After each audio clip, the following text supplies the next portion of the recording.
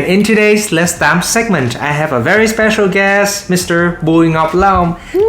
Please say hi to the audience. Hello. So as some of you or many of you already know, Long, he's known for having this very angelic, very attractive, appealing voice, which is kind of high-pitched, but... Annoying a little bit? No, it's not annoying, but some people may feel that it's not to their liking, but for me, it's very pleasant to listen to. Therapeutic? Yeah, therapeutic. It's a very nice word too, right? You. So, kiểu therapeutic mình dịch là gì nhỉ? Relaxing, chữa lành, healing, right? Since this an English only episode, let's try to converse in English. Okay. So that's why I invite him here today to talk about the topic of self-confidence and being bullied. Sort of they're related. Yeah. In your case. I have a lot of relevant experience about it. So yeah, I'm so excited to film this episode with you, and without further ado, let's get started. Okay. So let's start with a little backstory of your voice and how you became the person you are today. Okay, so my first question for you is that can you share with us the first time you realized that your voice was perceived differently than other people, and how did it affect you personally? Yeah, I think it's when I was a schoolboy in primary school, grade 5 to be more exact. Let me tell you my story. Yeah. In the final exam for music lesson, everybody was required to sing a song in front of our class. And I still remember the atmosphere at that time. It was really noisy, and nobody paid attention to the performers or even the examiner. But when it's my turn, I stood on the platform and raised my voice. A sudden silence fell over the class. Wow. I could even hear my voice echoing around the class. What were you feeling at that time? Yes, it was that moment I came to realize that I got something special, and maybe I had the ability to draw people's attention, and it's awesome feeling. Did you notice the reaction of the audience at that time? Yeah, warm smile. Warm smile? And some delighted laughter after hearing my singing. Delighted laughter. Okay. So your voice has always been this special and like very smooth and high-pitched. I don't know, because how did it change after after puberty? After puberty, my voice got really feminine. Really, it got even more increasingly feminine. Oh, I see. Unlike other boys, but how do you deep and husky voice? Yeah. How do you feel about the word feminine sounding? Like, does it did it affect you negatively in the past? Yes, definitely, because I was labeled as kind of a girly boy, so I just tended to withdraw into myself and live a very boring life, and I didn't want to interact with people around me, mainly because of that difference. I see. That's understandable, because even for me, like in the past, I was lacking confidence for my voice. Really? Because I had this self-awareness that my voice is not as deep as other guys after puberty. So I've always felt like I'm not that confident. But up until I started making my YouTube channel, and then I got a lot of nice reviews and nice comments from my viewers. That kind of boosted my confidence level. And then I was like, embrace your, even if I don't know if it is considered your flaw or not, but I think embrace your uniqueness is a nice way to put it. Yes. So after that, I got more confident, and like the older I get, the more that I feel like if you like me for who I am, then yeah. If you don't, then I don't need to be. I don't need to get your approval, right? Yes. So right now you're feeling the same way. That's great. Yes, thank you.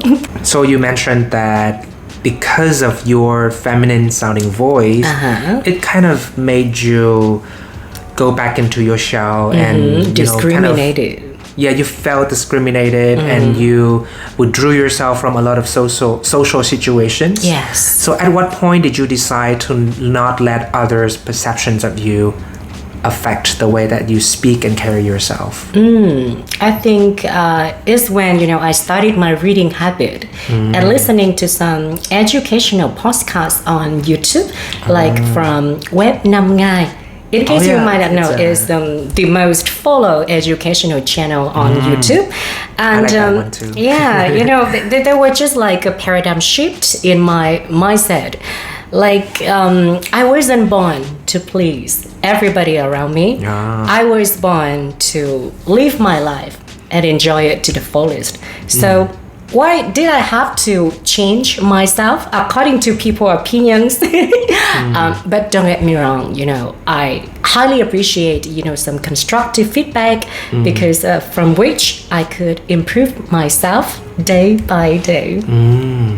Okay, so recently you've been invited to give speeches and talks at many events to inspire young people.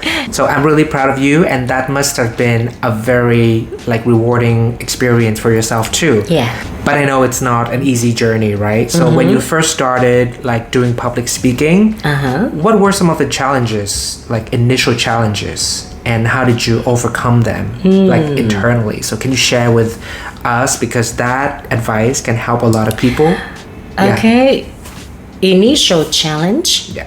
Okay. I think my very first and biggest obstacle that I had to overcome was my parents' protection.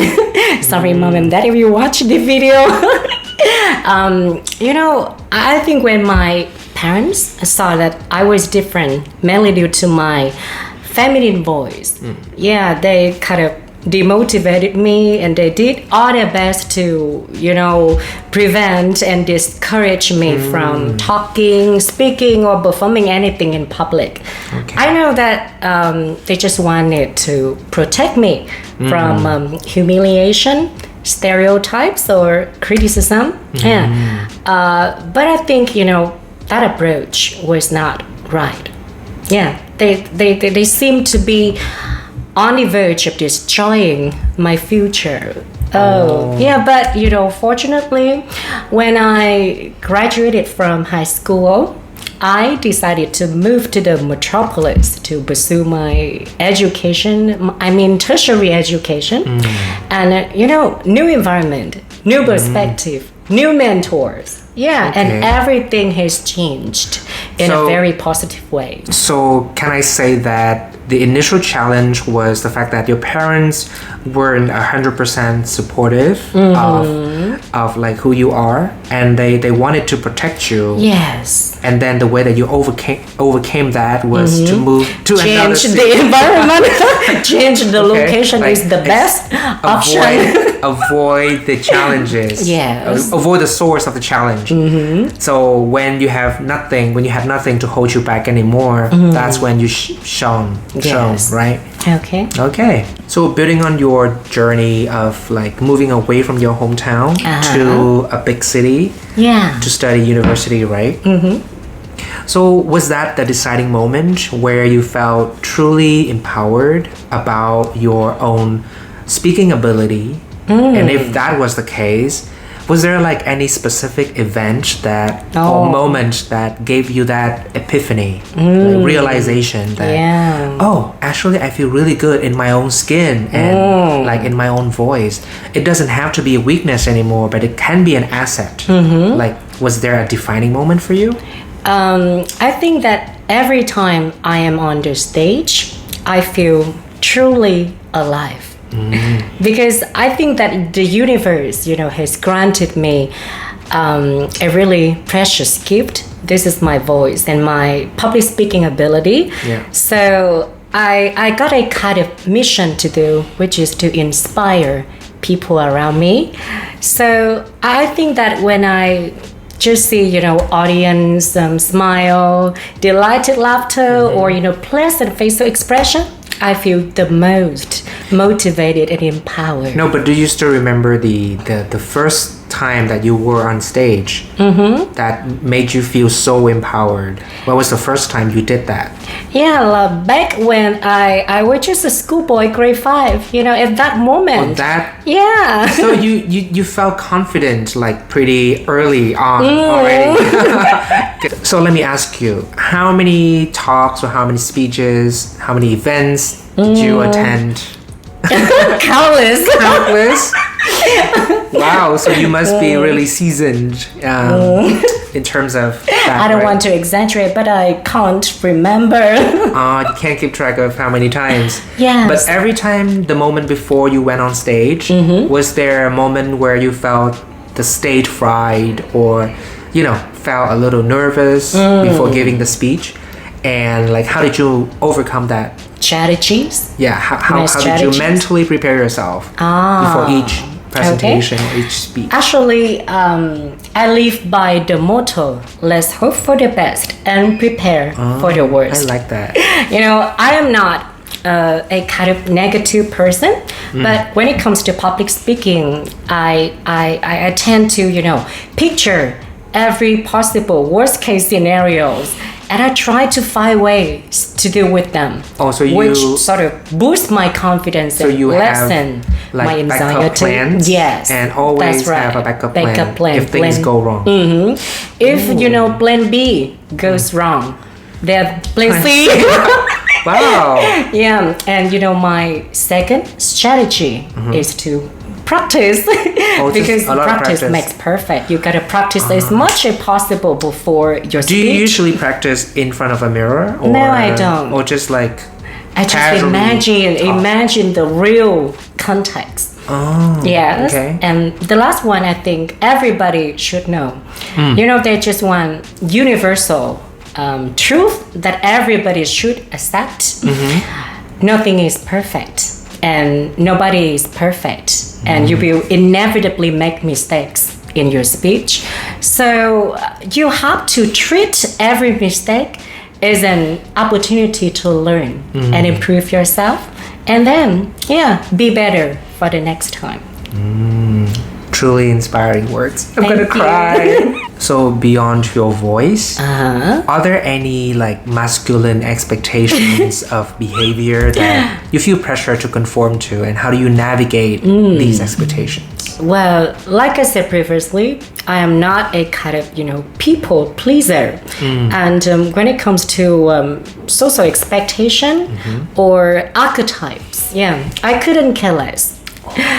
Some masculine behaviors or masculine characteristic, Like the way you walk, maybe apply for gestures. another buoying of long in another universe. Another universe. In this universe, I am 100% me. Aww. Yeah. That's a very nice answer.